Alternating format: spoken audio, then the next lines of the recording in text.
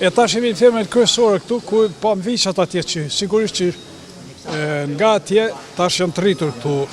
Sa janë krerë gjithë?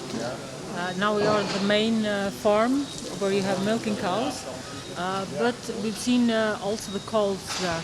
But in total, how many cows do you have?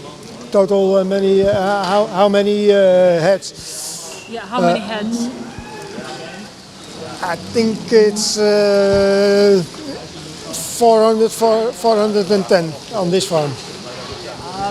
Total, po mendoj që janë dikun rreth 410 copa.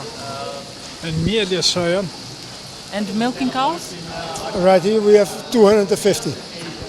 Këtu i kena 250.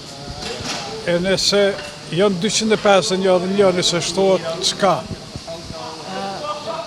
A ka diçka që duhet shtetit me i dhonë përgjegjësi nëse e ka 251? Mësum këtë detaj. If you have 250 and you add one other year, do you have to pay something to the government or? We have to buy from another farmer. That extra one? Yeah, not the cow, but the rights. The rights? The rights. We never buy any cows. You saw them